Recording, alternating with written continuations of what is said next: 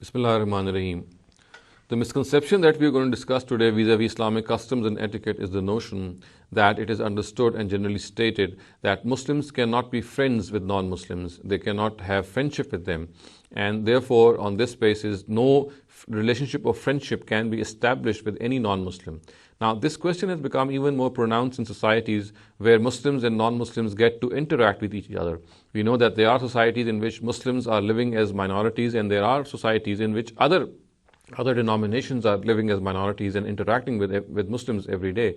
And if the Quran, as it's said, and of course it's rightly said that the Quran says that friendship is prohibited with non-Muslims, then how can other relationships be established with them when in the very first place the Quran has stopped Muslims from being friends with non-Muslims?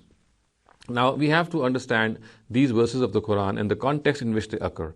If we analyze these verses and set them in the proper background, we come to realize that all such verses which say, for example, Ya ayyuhallazina amanu, la tattakhizul yahuda wan nasara awliya, O believers, do not make these Jews and Christians your friends. And similarly, it is said, La yattakhizul mu'minun al-kafirina awliya min dunil mu'minin, that believers should not make these kafirs as their friends, leaving aside other Muslims or other believers. Then what is the meaning or what is the context of these verses? Now, if we deliberate on the Quran, we come to realize that there is a specific law which is stated in the Quran, and these verses are nothing but corollaries and various expressions of that law, various statements or various consequences of that law. And that law is that people who have intentionally denied the truth in the times of the messengers of God, they are punished in various categories, and before that punishment takes place, they are made distinct from believers. They are sifted out from the believers, and this, in the terminology of the Quran, is called tathir, or separation. And this is a stage which is reached in the times of the messengers of God, in which if the people who have intentionally denied the truth, if they are to be punished, then they must be sifted out. They must be separated from from the believers, so that they become distinct. Muslims get to know, and believers get to know who these people are, so that they are absolutely ascertained as one lot.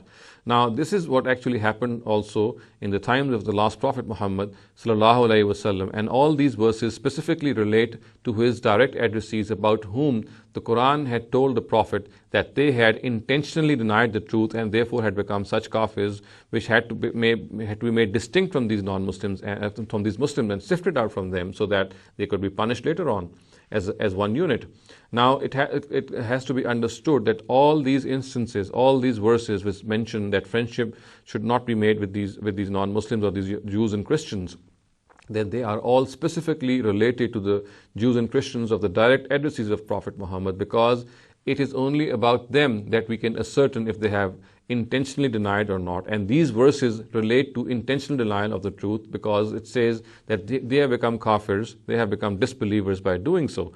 So in a nutshell, we can say that all these verses which say that Muslims should not befriend non-Muslims, they are all related to non-Muslims which were the direct addressees of the Prophet Muhammad, because these were the non-Muslims to whom truth had become evident, and in spite of becoming evident to them, they became arrogant and they did not accept the truth.